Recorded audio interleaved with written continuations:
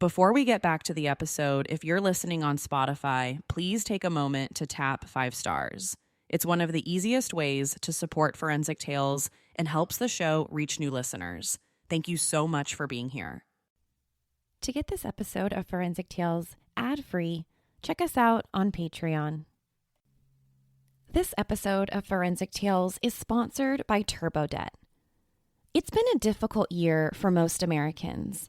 The coronavirus has devastated many of us financially. That's why now, more than ever, is the right time to get your debt and finances under control. We all know banks make their money by keeping us in debt. It's like banks are working against us, not with us. It's time to break the debt cycle and stop them from controlling our future. TurboDebt can help by giving you options for resolving your debt problem once and for all, and finally put you on a path towards the financial freedom you've dreamed about. If you have over $10,000 in credit cards, personal loans, medical or payday loans, they can help you. Go to turbodebt.com/tales. That's turbodebt.com/TALES, all caps, for a free consultation and start achieving financial freedom. Forensic Tales discusses topics that some listeners may find disturbing. The contents of this episode may not be suitable for everyone. Listener discretion is advised. When you hear the name Lululemon, most of us think about the high-end activewear brand that has pretty much become a staple in the fitness community. But after what happened on the night of March 11th, 2011, you probably think about Lululemon in a much different way. On the morning of March 12th, 2011, the opening employee to the Lululemon store in Bethesda, Maryland, walked into a bloodbath. Right there inside of the store, 2 of her very own coworkers were found bound and gagged. One of the employees, 30-year-old Jayna Murray, had been stabbed over 330 times. Her coworker, Brittany Norwood, was somehow able to survive the attack. But in the days following the murder, something about Brittany's story, about what really happened during that closing shift, just didn't add up. This is Forensic Tales, episode number 60, The Lululemon Murder.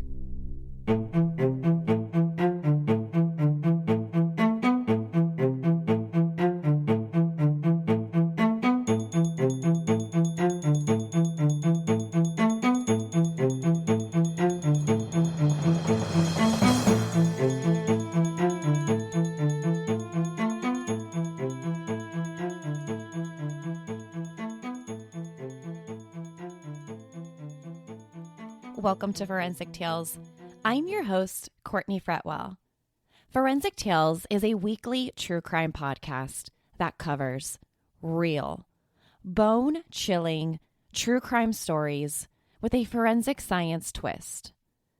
Some of the cases have been solved by a little help of forensic science, while others have turned cold. The stories we cover each week send a chilling reminder that not all stories have happy endings. If you're interested in supporting the show and getting early access to weekly episodes, bonus material, ad-free episodes, merchandise, and more, consider visiting our Patreon page, patreon.com/Forensic Tales. Before we get to this week's episode, I want to give a huge shout out and thank you to this week's newest patrons of the show, James H. and Selena C. Thank you so much, James and Selena. Another great way you can help support Forensic Tales is by leaving us a positive rating with a review. Now, let's jump right into the Lululemon murder. Hey everyone, thank you so much for listening to episode number 60 of Forensic Tales. Don't forget, if you'd like to listen to this episode ad-free, as well as get some other cool perks like bonus content And just to help support the show, head over to our Patreon page. You can support and get these perks of the show for as little as $1 a month. Now, the case we're talking about this week is most famously known as the Lululemon Murder.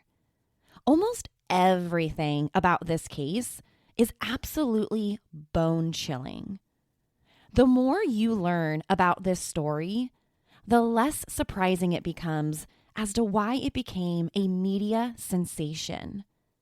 From the sheer brutality of the murder to the motive, and because of the person who was behind it all. When the story first broke, it checked all of the boxes for a media sensation. Female victims, 2 crazed killers on the loose, and a mystery that would slowly unravel to an ending that nobody saw coming.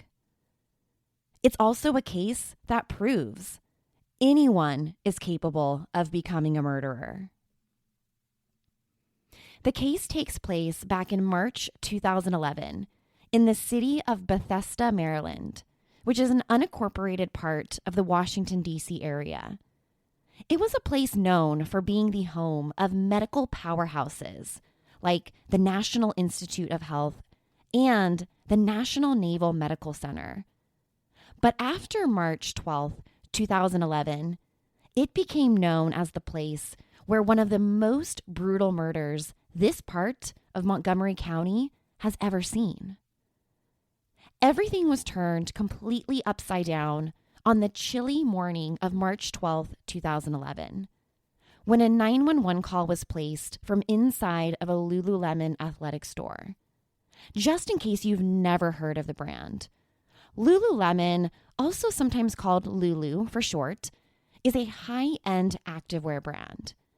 Now, when I say high-end, a typical pair of Lululemon leggings will probably cost you around $100, sometimes more, which to some of you listening sounds completely crazy, and probably just hearing that price tag gave you a minor heart attack.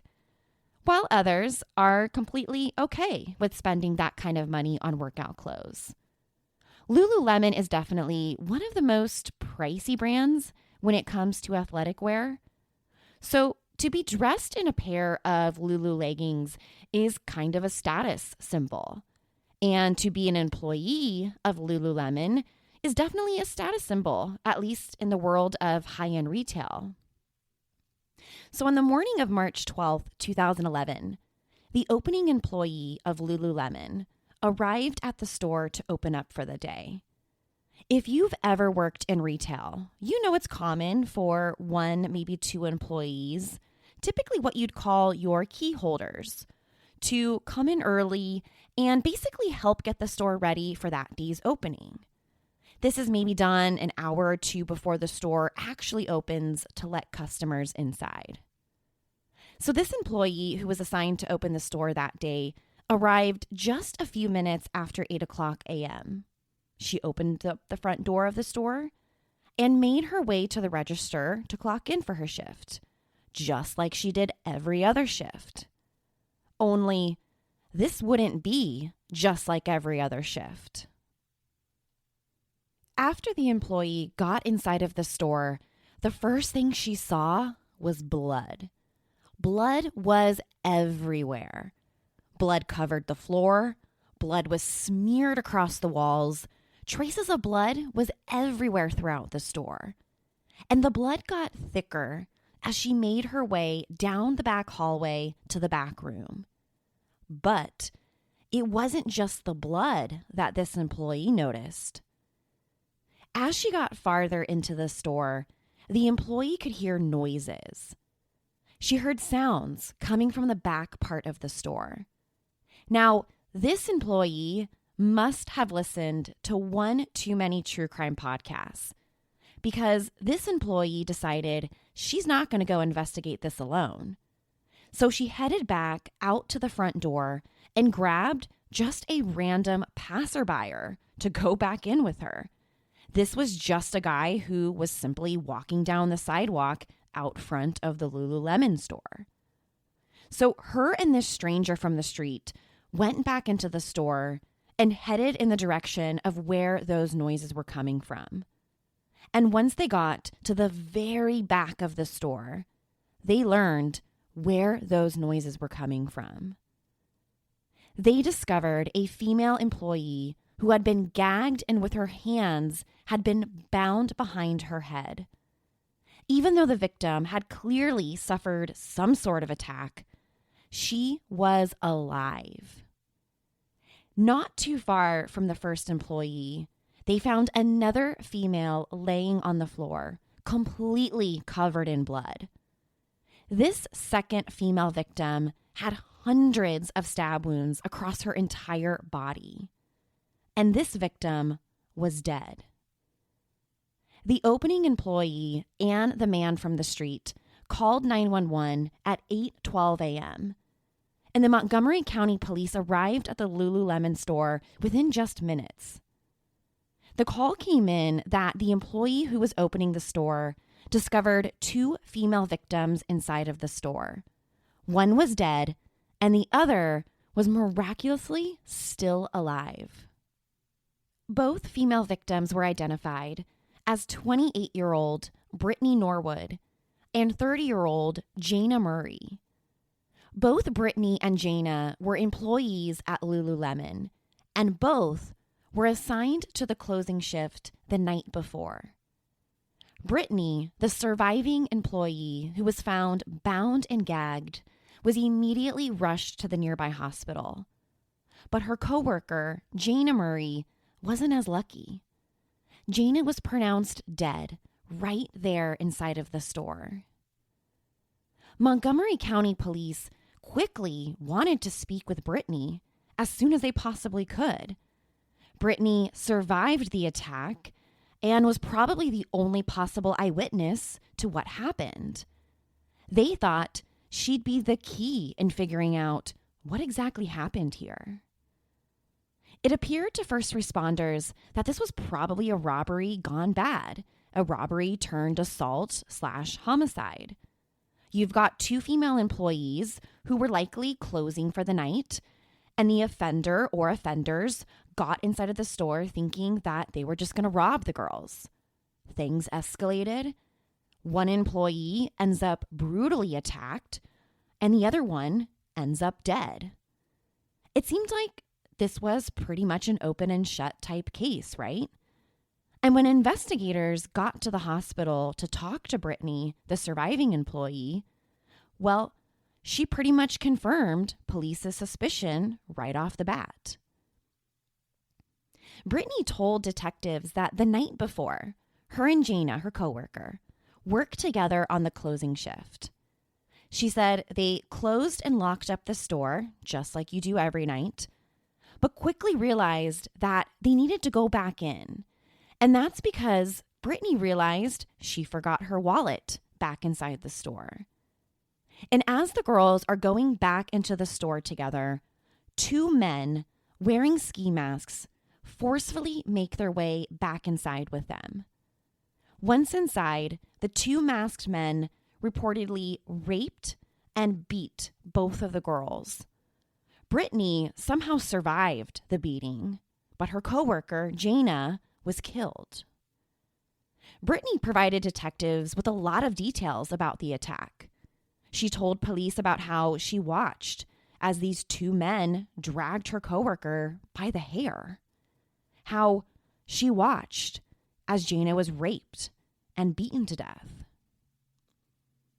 News about the Lululemon murder, as it now became known in the media, created shockwaves felt around the entire state, especially after some of the details about the attack were leaked. Details about Jayna's murder and the attack on Brittany spread like wildfire, and it completely rocked the community. This murder happened in an upscale business district that hadn't encountered a crime like this in decades. And it was also shocking that something like this could happen inside of a Lululemon store, a store that hosts weekly yoga classes. Now, information about Jayna and Brittany's injuries were also leaked by the media, which kind of started this mass hysteria in the area. People were really worried that these two crazed murderers were now on the loose. So businesses in the area started to set up additional surveillance cameras. Some even hired additional security guards for their stores. And the rich people who shopped these stores even brought bodyguards with them to now go shopping. This was happening because people really started to learn about what happened to these two poor girls, especially what happened to Jayna. Jayna had over 330 separate injuries to her body, 331 to be exact. The number of stab and puncture wounds to her skull and head were almost too many for the medical examiner to even count. She suffered from stab wounds across her entire body. Her skull was fractured. Some of her bones had been crushed. Even her spinal cord had been severely severed by a wound that extended through her neck. And what was even more disturbing about Jayna's injuries was that of the 331 separate wounds to her body, the wounds appeared to have been inflicted by more than one weapon.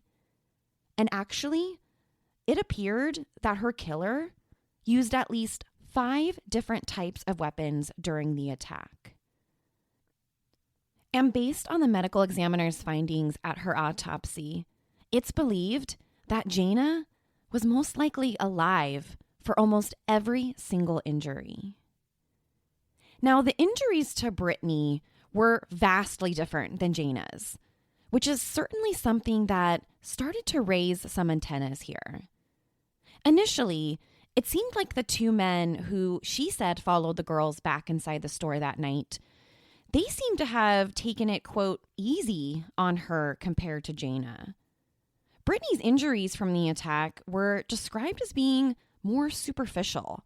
Definitely nothing life-threatening here. And when she got to the hospital, she only had some relatively minor, and I say relatively minor, of course, in comparison to Jayna's wounds, across her face and on her hands.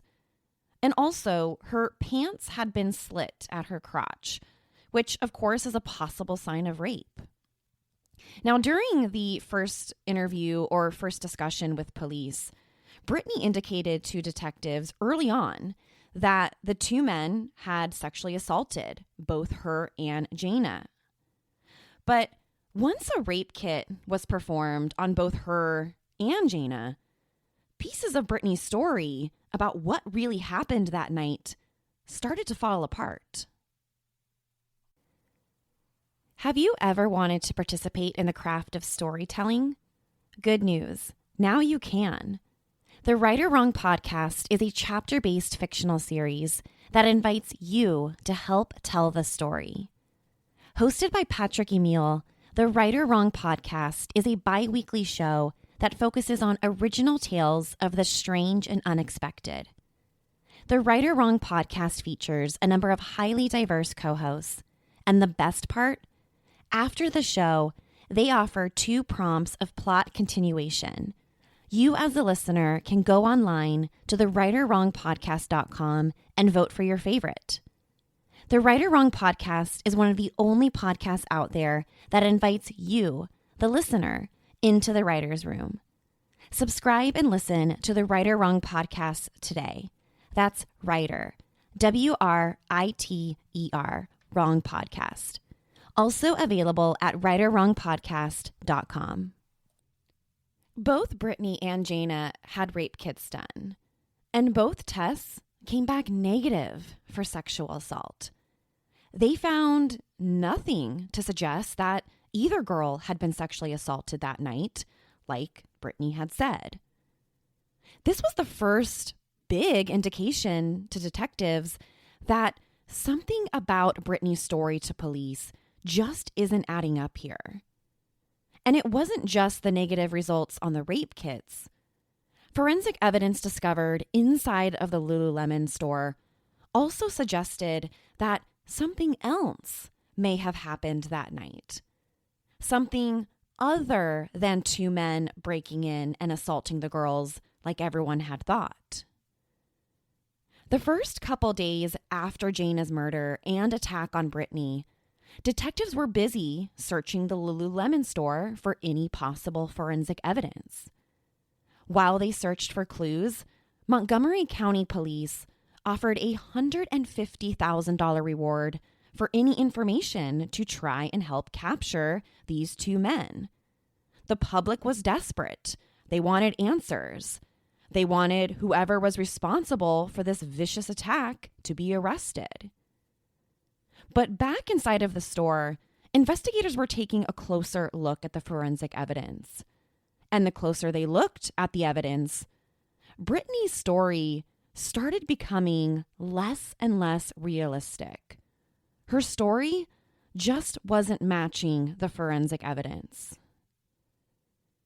Near Jayna's body, investigators found a red toolbox and a hammer that appeared to have been placed or dumped after some sort of attack already took place.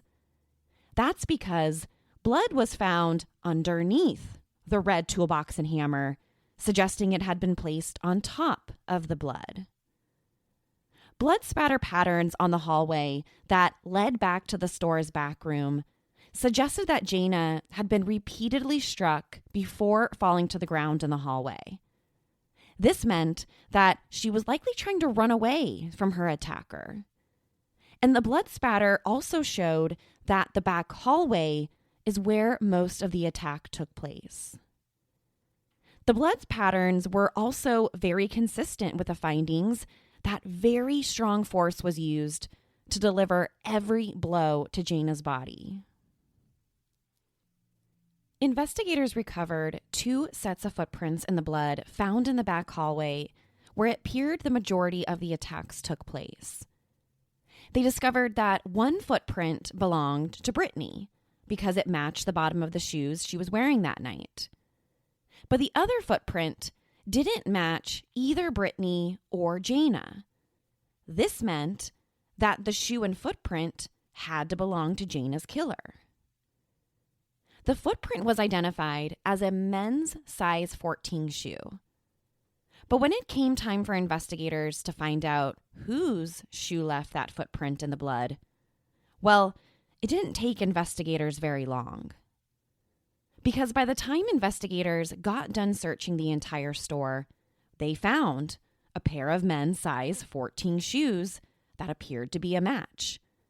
The shoes were simply just a pair of Lululemon shoes on sale, where one of the shoes was the display shoe right there in the store. When the display shoe was tested and then later on compared to the footprint left in the blood, it was an exact match. That men's size 14 shoe, serving as a shoe display, was the same shoe print found on top of the blood. This discovery led detectives to one conclusion: that the footprint was staged. The men's size 14 footprint in blood obviously appeared to detectives to be staged. They believed that whoever was responsible for Jayna's murder took a shoe off one of the store's displays and then simply just smeared it across the floor, kind of making it appear as though that it came from one of the killers. Now, detectives knew that the only other person inside of the store that night who could have staged the footprint and then put the shoe back was Brittany. The shadow of suspicion hanging over Brittany's head grew even bigger when investigators conducted a forensic search on her coworker Jayna's car. Now, if you thought she was lying before, the search of Jayna's car was like the nail in the coffin. Sometime after or during the attack, Jayna's car had been moved. It wasn't found parked where she typically parked it for work. But it wasn't just where her car was parked that raised some eyebrows. It was what was found inside. That's because inside Jayna's car, detectives recovered blood and a considerable amount of it. When the blood was tested, the DNA was a match to Brittany. It was Brittany's blood found inside of Jayna's car. Investigators sat down with Brittany several times over the days following the attack.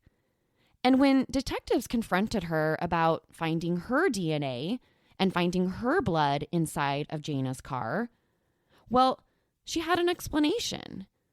She told detectives that during the attack, the two men instructed her to leave the store while they waited inside with Jayna and to go out and move her car. The men supposedly told her, hey, go move her car, and if you're not back within 10 minutes, we're going to kill you. Now, we're all thinking the same thing here. If this really happened as Brittany is saying that it did, well, number one, why didn't she drive away in the car and go get help? Number two, why did they even want her to move the car in the first place? Just like pretty much every other part of her story, nothing about moving Jayna's car made much sense here. And nothing in the way of forensic evidence from the crime scene or the medical findings seemed to back up Brittany's story either. Investigators just couldn't find any evidence that these two men really even existed. From the blood spatter evidence in the hallway, the men's size 14 footprint that was clearly staged using a display shoe, Brittany's DNA and blood found inside of Jayna's car, and then, of course, we have the rape kit findings that proved neither girl had been sexually assaulted, as Brittany claimed. Now, there's one final thing that investigators studied that continued to lead them in the direction of believing Brittany was actually the prime suspect here, and that was the murder weapons. I mentioned earlier when we talked about the over 330 injuries found on Jayna's body, and I mentioned that the medical examiner who performed the autopsy, they had believed that there were more than 5 possible murder weapons. Well, it turned out all the weapons used to murder Jayna were all found inside of the store. Consistent with the autopsy findings, investigators recovered many items from inside the store that they believed were used to murder Jayna. Items they believed Brittany used. They found a hammer, a knife, a wrench, and even a metal peg used to hold up a mannequin. All items containing Jayna's DNA. By this point, investigators felt pretty confident that Brittany was lying. She's a big fat liar. That she made the entire story up about 2 men. They were even confident that Brittany was actually Jayna's killer. But before even making an arrest, investigators did one last thing to confirm what was already backed up by both the forensic and medical evidence.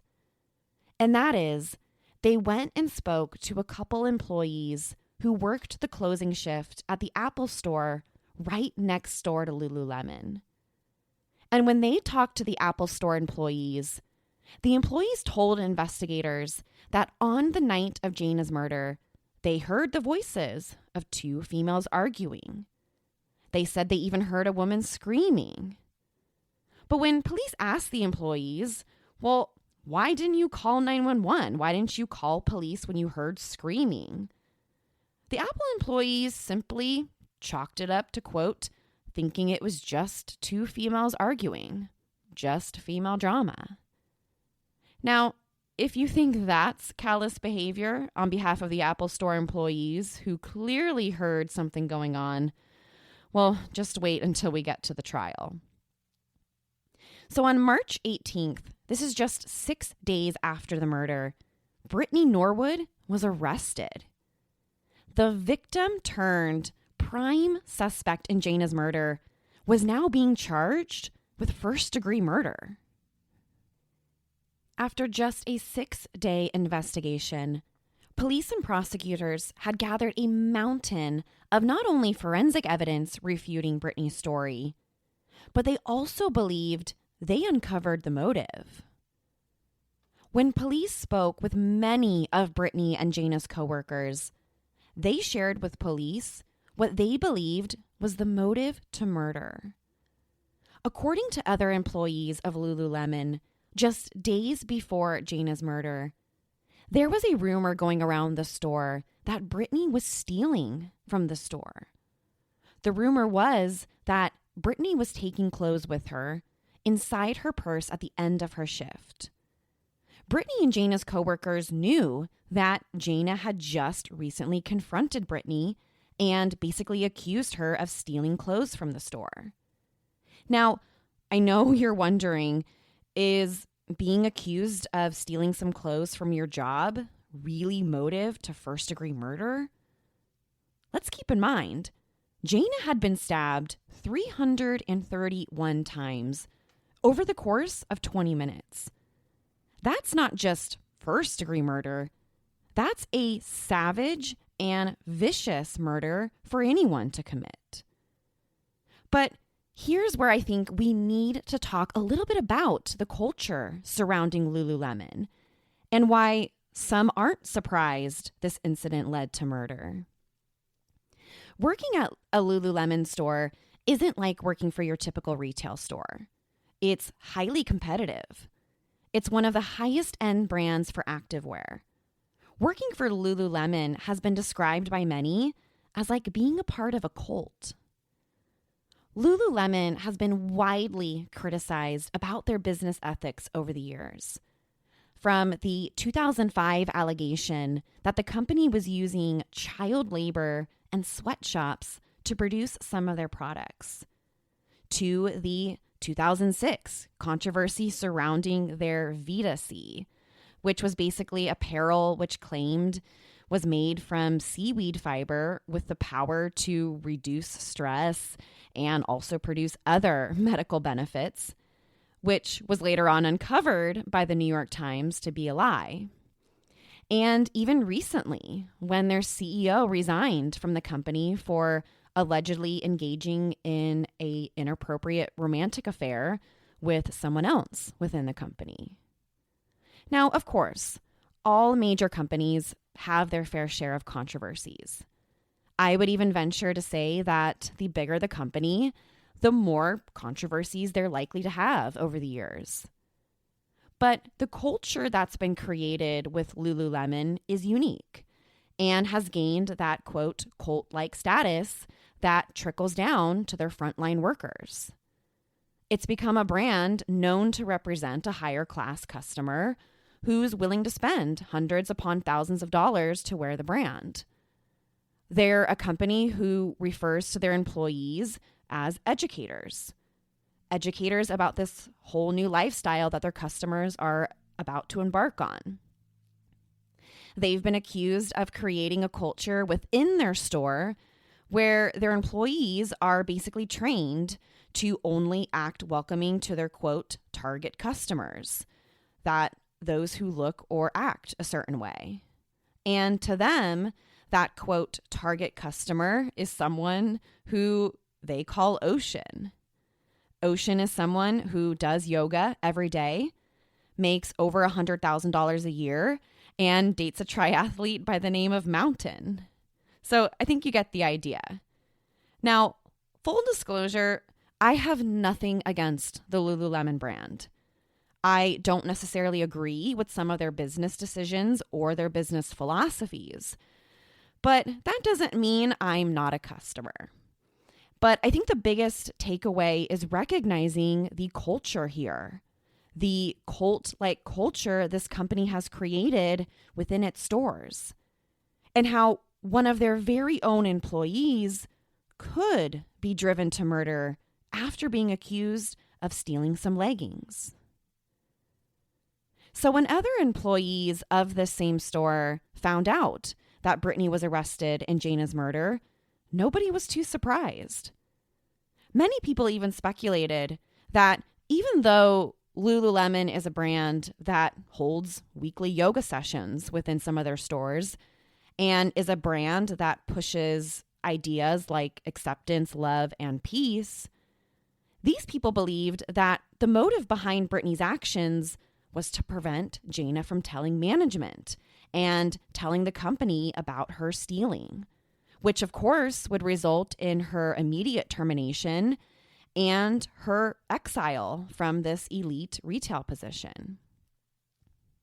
At her trial, the prosecution laid out the entire case for the jury.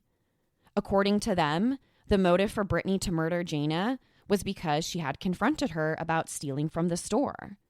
Brittany was worried that Jayna was going to report her to management, to corporate, and she would lose her prestigious job of working for Lululemon.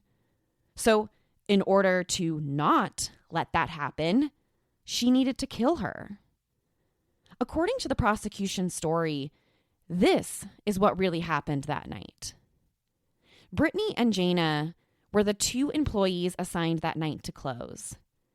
And after the girls locked up for the night, Brittany then pretended to have left her wallet inside the store, which lured Jayna back inside. And once they got back inside, they headed towards the back room, still pretending to go back for the wallet. In the hallway leading to the store's back room, that's where Brittany began attacking Jayna. She began stabbing her over and over again.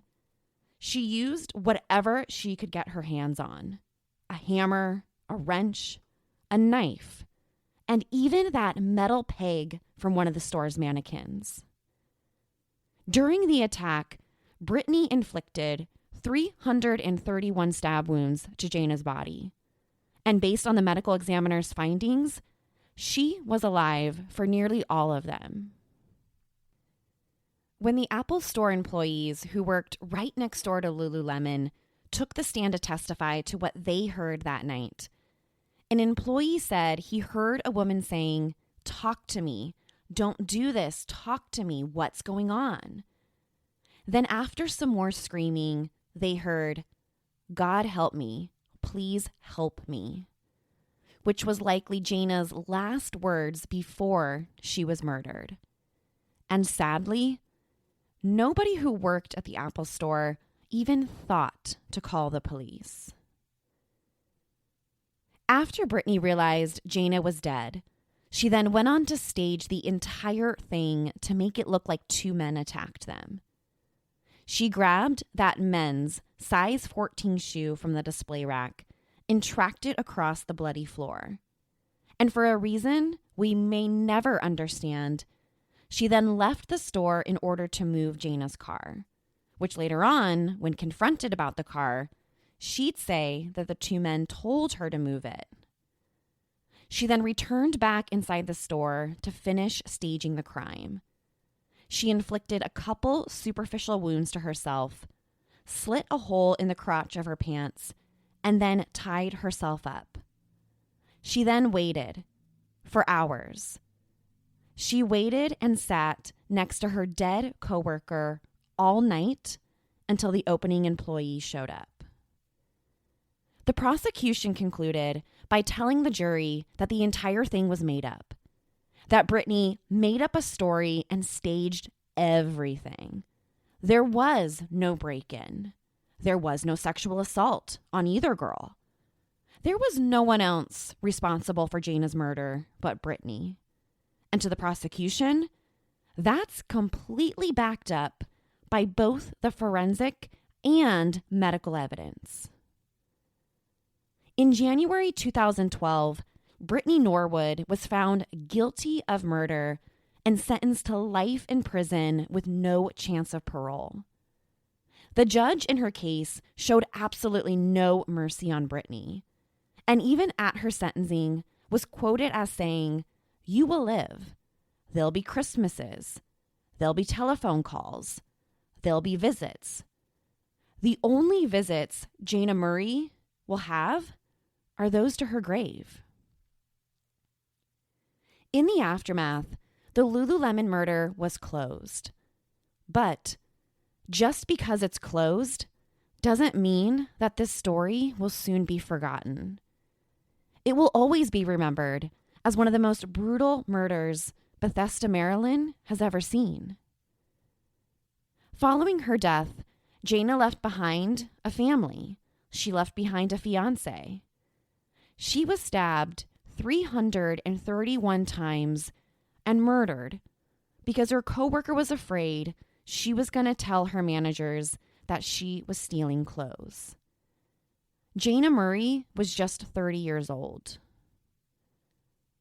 To share your thoughts on the Lululemon murder, make sure you follow the show on Instagram and Facebook at Forensic Tales. You can also let us know what you think about the show on our website, forensictales.com. Also, if you want to check out photos from the Lululemon murder, stop by our website. If you love the show, please consider leaving us a positive rating with a review. You can also tell family and friends about us. Okay, guys, that just about covers it for this week. We'll be back next Monday with a brand new episode and a brand new case. Until then, remember, not all stories have happy endings. Forensic Tales is a Rockefeller audio production. The show is written and produced by me, Courtney Fretlaw. For a small monthly contribution, you can gain access to bonus content and be one of the first to listen to new episodes. Or, if you simply want to support my show, head over to our Patreon page, patreon.com/forensictales. You can also help support the show by leaving us a positive review and telling friends and family about us. Forensic Tales is a podcast made possible by our Patreon producers, Tony A., Nicole L., William R., David B., Katrina G., Sammy, Paula G., and Selena C. If you'd like to become a producer of the show, head over to our Patreon page or email me at courtney@forensictales.com to find out how you can become involved. For a complete list of sources used in this episode, please visit forensictales.com. Please join me next week. We release a new episode every Monday. Until then, remember, not all stories have happy endings.